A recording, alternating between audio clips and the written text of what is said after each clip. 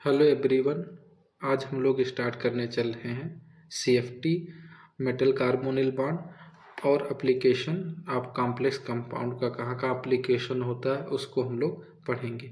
ये भी क्या कहते हैं कोऑर्डिनेशन कंपाउंड की 4th क्लास होगी। इसमें हम लोग सारे कोऑर्डिनेशन कंपाउंड के क्वेश्चन को डिस्कस करेंगे और यहीं पे हमारा क्या है सेशन कंप्लीट हो जाएगा। अगर आप लोग इससे पहले वाले वीडियो नहीं देखे हैं तो उसको जा कर के देख लीजिएगा। इससे क्या होगी, थोड़ा सा बेटर अंडरस्टैंडिंग होगी। लेक्चर स्टार्ट करने से पहले एक मोटिवेशनल। कामयाब होने के लिए अकेले ही आगे बढ़ना पड़ता है। लोग तो पीछे तब आते हैं जब आप कामयाब होने लगते हैं। Crystal field theory. Crystal field theory according to BBT, the bonding between metal and ligand are covalent, but CFT explain in the nature of bonding between metal and ligand are not purely covalent but it ionic in nature। हम लोग पढ़े थे last class में कि जो metal और ligand के बीच जो बॉन्डिंग होती है वो प्योरली क्या होती है, कोवैलेंट होती है। बट CFT क्या एक्सप्लेन की है कि मेटल और लिगैंड के बीच में जो नेचर होता है बॉन्डिंग का, ये दिखाया गया है। लिगैंड जो नेचर होगा वो कैसा होगा, आयनिक होगा। किस तरीके से आयनिक होगा, मेटल क्या होगा, इसमें पॉजिटिव चार्ज होता है, जबकि लिगैंड जो होते या तो न्यूट्रल होंगे या तो क्या होंगे, निगेटिव होंगे। जब पॉजिटिव न्यूट्रल के साथ कंबाइन करेगा तो आयनिक इंड्यूस्ड डायपोल का इंट्रैक्शन होगा। वहीं पे जब मेटल पॉजिटिव और नेगेटिव के साथ कंबाइन करेगा तो आयन आयन इंटरेक्शन होगा। ये दोनों ही क्या इंटरेक्शन किस नेचर को शो करते हैं, आयनिक इंटरेक्शन के नेचर को शो करते हैं। तो इससे हमको ये क्लियर हो जाता है कि जो मेटल और लिगैंड के बीच में जो बॉन्डिंग पाई जाती है उसका नेचर कैसा होता है, आयनिक इन नेचर होता है। अब बताया गया है कि मेटल क्या कंटेन कर रहे होते हैं, certain 5d orbital, 5d orbital इनके पास होता है, जिसमें dxy dyz dzx dx² minus y² and dz होता है। इन तीनों में xy yz zx² zxy में इसमें जो इलेक्ट्रॉन डेंसिटी पाई जाती है वो बिटवीन द एक्सिस होती है, एक्सिस के बीच में इलेक्ट्रॉन डेंसिटी पाई जाती है।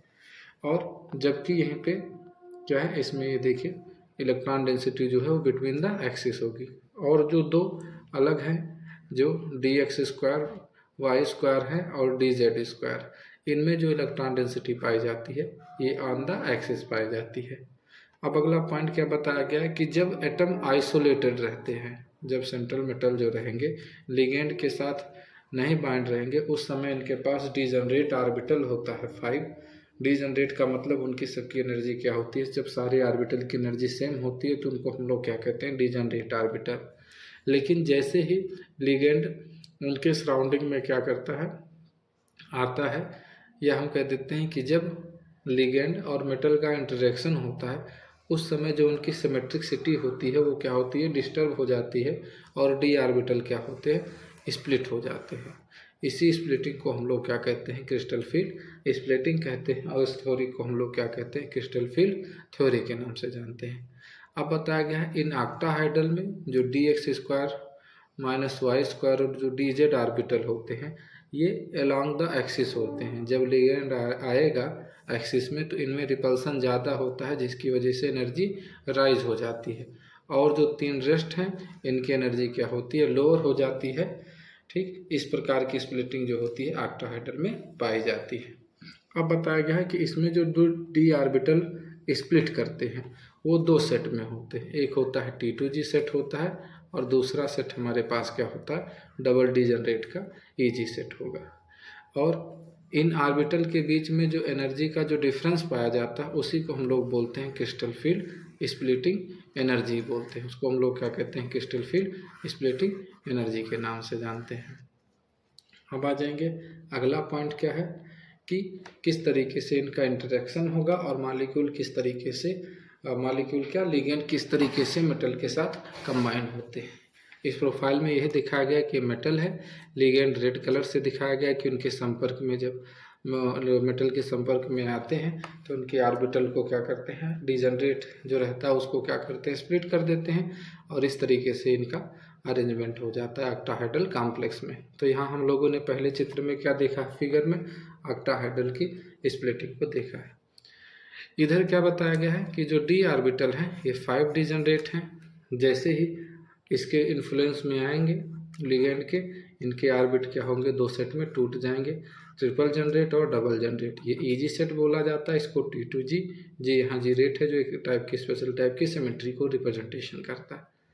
लोअर एनर्जी -0.4 डेल्टा होगी और इसकी प्लस 0.6 होगी। इसको हम लोग ऐसे भी लिख सकते हैं, 3/5 डेल्टा ओ भी लिख सकते हैं। इस वाले को माइनस क्या कहते हैं, 2/5 डेल्टा ओ रहते हैं, बोल सकते हैं। इनके बीच जो गैप कहलाता है इसी को हम लोग बोलते हैं डेल्टा ओ। CFSC वैल्यू इसी को कहते हैं। स्प्लिटिंग यहाँ पे एक्सप्लेन की गई। टेट्राहाइड्रल में यही क्या होगा, अपोजिट होगा, ट्रिपल जनरेट ऊपर हो जाएगा और डबल जनरेट क्या रहेगा नीचे। यहाँ सफिक्स में जी हम लोग नहीं लिखेंगे क्योंकि टेट्राहाइड्रल में सिमेट्री नहीं पाई जाएगी। ये डी टेट्राहाइड्रल की क्या है, स्प्लिटिंग है। अब आते हैं नेक्स्ट पॉइंट, ये इम्पॉर्टेंट है, स्पेक्ट्रोकेमिकल सीरीज। क्या बताया गया, जब सारे लिगेंड को increasing order of crystal field splitting energy में हम लोग प्लेस कर देते हैं तो जो सीक्वेंस मिलता है, जो सीरीज मिलती है, उसी को हम लोग क्या कहते हैं, स्पेक्ट्रोकेमिकल सीरीज कहते हैं। अब इसमें ये जो इधर वाले हैं ये स्ट्रॉन्ग फील्ड लिगेंड होते हैं। इनके लिए डेल्टा ओ की वैल्यू क्या होती है, ग्रेटर होती है। यही पॉइंट क्या करता है, हमको आइडेंटिफाई करेगा कि कब स्ट्रॉन्ग फील्ड लिगेंड है और कब क्या है, वीक फील्ड लिगेंड होंगे। और इसमें क्या होगा, इधर सब के सब क्या है, वीक फील्ड लिगेंड होंगे। वीक फील्ड लिगेंड मतलब डेल्टा ओ लेस देन पेयरिंग एनर्जी। अब आ जाएंगे यहाँ, अगर हमसे पूछ लिया जाए कि ऑक्टाहाइड्रल और टेट्राहाइड्रल में किसकी एनर्जी सबसे ज़्यादा होती है, तो सबसे ज़्यादा जो एनर्जी होती है वो ऑक्टाहाइड्रल की ग्रेटर मतलब मैक्सिमम होती है कंपेयर टू टेट्राहाइड्रल। इन दोनों में रिलेशन क्या होगा, ऑक्टाहाइड्रल टेट्राहाइड्रल में वो ये रिलेशन होता है। कई बार पेपर में पूछा गया कि ऑक्टाहाइड्रल की अगर 16,000 एनर्जी है तो टेट्राहाइड्रल की क्या हो जाएगा, 4/9 18,000। तो 18 ये यहाँ से 9 2s आ जाएगा तो 4 × 2 1000, तो यहाँ से 8000 हो जाएगा टेट्राहाइड्रल की एनर्जी। हाँ, अब आते हैं जो मेंशन करने वाला पॉइंट है वो ये है कि अगर डेल्टा ओ ग्रेटर देन पी होगी तो उस समय स्ट्रॉन्ग फील्ड लिगेंड होगा, उसकी लो स्पिन कॉम्प्लेक्स होगा। डेल्टा ओ लेस देन पी होगा तो वीक फील्ड लिगेंड के लिए होगा, इसमें क्या होगा, हाई स्पिन कॉम्प्लेक्स होता है। अब नेक्स्ट पॉइंट में हम लोग देखेंगे इलेक्ट्रॉनिक कॉन्फ़िगरेशन, किस तरीके से इलेक्ट्रॉनिक कॉन्फ़िगरेशन किया जाएगा। तो ये डी ऑर्बिटल है, इधर क्या लिखा गया है, T2G, इधर है AG सेट है। अगर स्ट्रॉन्ग फील्ड रहता है तो इनके बीच गैप क्या रहेगा, ज़्यादा रहेगा, और अगर वीक फील्ड रहता है तो इनके बीच में गैप क्या रहता है, कम रहेगा। अब आते हैं इलेक्ट्रॉन फिल करने का तरीका। इलेक्ट्रॉन फिल करने तरीका ये है, अगर हमारे पास वीक फील्ड लिगेंड रहेंगे तो लोअर में सबसे पहले एक एक इलेक्ट्रॉन हम लोग क्या करेंगे, फिल कर देंगे, फिर अपसाइड फिल करेंगे, फिर क्या किया जाएगा, पेयर में क्या है, फिल किया जाता है। अगर यहीं पे वीक फील्ड लिगेंड होगा, स्ट्रॉन्ग फील्ड लिगेंड होगा तो क्या कर दिया जाएगा, पहले नीचे पूरे इलेक्ट्रॉन को क्या कर दिया जाएगा, भर दिया जाएगा, तब फिर उसके बाद में अप वाले ऑर्बिटल में हम लोग क्या करते हैं, फिल करते हैं। अब एक एक का कॉन्फ़िगरेशन हम लोग यहाँ पे देखने चल रहे हैं। सबसे पहले किसका केस है, D1 का केस है। तो D1 वाले केस में ऑर्बिटल जो रहते हैं, ऑर्बिटल में जो इलेक्ट्रॉन फिल किया जाएगा वो एक ही किया जाएगा, एक किया जाएगा, इसीलिए T2G में एक इलेक्ट्रॉन आ जाएंगे, EG में 0। अच्छा, एनर्जी की बात अगर हम बोलेंगे तो यहाँ -0.4 है और एक इलेक्ट्रॉन है, मल्टीप्लाई करने पे -0.4 आ जाएगा। सेम इसका भी वही कॉन्फ़िगरेशन होगा वीक फील्ड लिगेंड में। अगर 2 इलेक्ट्रॉन होंगे तो इसमें 2 इलेक्ट्रॉन भर दिया जाएगा, स्ट्रॉन्ग के केस में भी यही रहेगा और वीक के भी केस में यही रहेगा, इसीलिए इसका कॉन्फ़िगरेशन T2G टू EG 0 आएगा। अब की एनर्जी क्या होगी, -0.4 × 2 इलेक्ट्रॉन है, इसीलिए -0.8 डेल्टा आएगा। ये भी सेम उसी तरीके से रहेगा। लेकिन अगर 3 इलेक्ट्रॉन रहेंगे अभी भी सेम इनको में मिलेगा, 3 इलेक्ट्रॉन भर दिया जाएगा, T2G में 3, EG में 0, और इसको -0.4 × 3 से क्या कर देंगे, मल्टीप्लाई कर देंगे, तो नेगेटिव में 1.2 आ जाएगा। अब यहाँ तक सेम। अब क्या कर जाएगा, वेरी कर जाएगा। अगर स्ट्रॉन्ग फील्ड लिगेंड का अगर हमको फिल करना होगा तो हम लोग किस तरीके से फिल करेंगे, पहले 1 2 3 और फोर्थ के लिए इसी में पेयर करना शुरू कर देंगे और एनर्जी 0.4 इंटू 4 इलेक्ट्रॉन है -1.6 आ जाएगा। और अगर यहीं पे बिग फील्ड लिगेंड रहेगा तो उस केस में एक एक इलेक्ट्रॉन हर ऑर्बिट में फिल करेंगे, फिर अपर साइड जाने लगेंगे। तो इस केस में क्या कॉन्फ़िगरेशन हो जाएगा, T2G में 3 है, EG में कितना हो जाएगा 1। एनर्जी की बात करेंगे तो 0.4 into 3 electron plus 0.6 into 1 electron हो जाएगा। यहाँ से 12, यहाँ से 6, इसीलिए ओवरऑल -0.6 इसकी क्या आ जाएगी, एनर्जी आ जाएगी जी। इस तरीके से इसका क्या होगा, कॉन्फ़िगरेशन होगा। 5 के केस में फिर वही होगा कि नीचे ही तीनों इलेक्ट्रॉन क्या कर दिए जाएंगे, फिल कर दिए जाएंगे नीचे ही, फिर 5 हो जाएगा। लेकिन इस वाले में लोअर में 1 2 3 4 5 इस तरीके से क्या किया जाएगा, फिल किया जाएगा। 3 इलेक्ट्रॉन 3 ऑर्बिट में नीचे रहेंगे और 2 ऑर्बिट में ऊपर रहेंगे। तो ये इसका कॉन्फ़िगरेशन है। एनर्जी -0.4 इंटू 3 और ऊपर वाले में 0.6 इंटू 2 हो जाएगी। अब आते हैं 6 का केस है, तो 6 के केस के लिए फिर से वही बनाएंगे। नीचे हम ले लेते हैं 1 2 3, ऊपर ले लेते हैं 1 इंटू 2। अगर बिग फील्ड लिगेंड होगा तो 1 2 3 4 5 6, मतलब T2G में कितने इलेक्ट्रॉन 4, EG में 2 इलेक्ट्रॉन पाए जाएंगे। अगर एनर्जी की बात किया जाएगा तो -0.4 plus 0.6 -0.4 into 2 3 4 4 electron plus 0.6 into 2, 4 4 जा 16 हो जाएगा। यहाँ पे 0 1.2, तो ओवरऑल -0.4 आ जाएगा। अगर यहाँ पे स्ट्रॉन्ग फील्ड लिगेंड होगा तो उस केस में हम लोग क्या करेंगे कि तीनों इलेक्ट्रॉन क्या कर दिया जाएगा, फिल कर दिया जाएगा। 1 2 3 4 5 6, और अगर 7 होगा तो ऊपर चला जाएगा, अगर 6 होगा तो नीचे ही रहेगा। T2G 6, EG 0। अगर 7 होगा तो अब ऊपर भरे जाएगा। तो 6 के केस में इसमें जो इलेक्ट्रॉन पाया जाएगा वो क्या रहेगा, तो T2G 6, EG 0, और इसको 6 से मल्टीप्लाई कर देंगे 2.4 आ जाएगा। इसमें 4 नीचे इलेक्ट्रॉन, 2 ऊपर रहेगा तो -0.4। ऐसे 7 के केस में नीचे 6 इलेक्ट्रॉन, अप वाले में EG सेट में 1 इलेक्ट्रॉन हो जाएंगे। अब क्या है, इसकी वैल्यू -1 पॉइंट आएगी। 8 के केस में 6 नीचे रहेगा, 2 ऊपर रहेगा, और इसमें भी 6 2 दोनों सेम। यहाँ से फिर हमको क्या मिलने लगेगा, सेम वैल्यू मिलने लगेगी।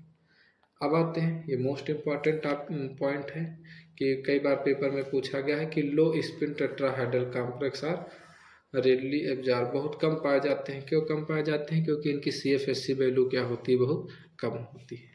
अब देखेंगे कि इसका एप्लीकेशन क्या है। तो कलरिंग कोऑर्डिनेशन कंपाउंड में जो हम लोग पता करते हैं वो DD ट्रांजिशन के थ्रू पता करते हैं। DD ट्रांजिशन क्या होता है, यहाँ T2G EG में क्या होगा, इलेक्ट्रॉन का ट्रांजिशन होता है जब ये विजुअल रेंज की लाइट को क्या करते हैं, एब्जॉर्व करते हैं, और उसी समय क्या है, एब्जॉर्प्शन के थ्रू इनमें क्या ऑब्टेन होता है, कलर बैंड ऑब्टेन होता है, जो है कलर ऑब्टेन होगा।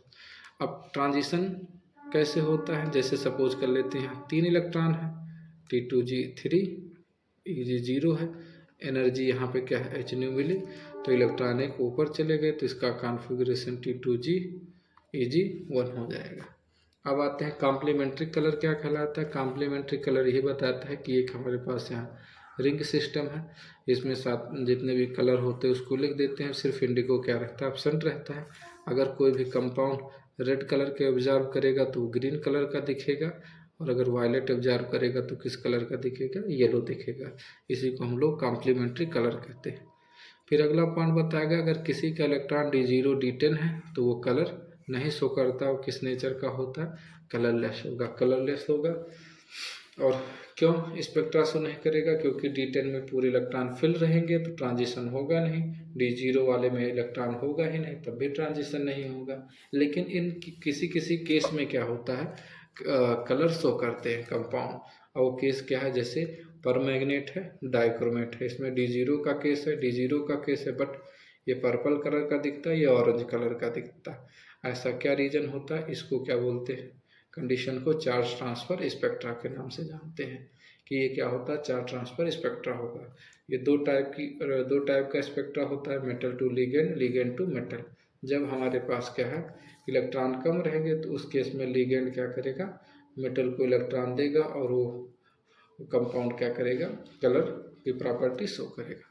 अब आ जाते हैं लिमिटेशन क्या है CFSA के। लिमिटेशन क्या है, ये कोवैलेंट करेक्टर को नहीं एक्सप्लेन कर पाया, और साथ ही साथ ये क्या किया, बैक, जैसे मान लेते हैं लिगेंड भी पॉजिटिव है, मेटल भी क्या होते हैं, पॉजिटिव है, तो पॉजिटिव पॉजिटिव क्या होना चाहिए, रिपल्सन होना चाहिए था। लेकिन ये भी हम जानते हैं कि मेटल लिगेंड क्या है, जो पॉजिटिव वाले होते हैं वो भी बॉन्ड बनाते हैं, तो कैसे बॉन्ड बनाते हैं इसको इन्होंने एक्सप्लेन नहीं कर पाए। तो ये सब क्या है, लिमिटेशन है। इसके बाद जो नेक्स्ट थ्योरी आती है वो आती है ELFT, लिगेंड फील्ड थ्योरी। उसमें इसको क्या किया गया, एक्सप्लेन किया गया।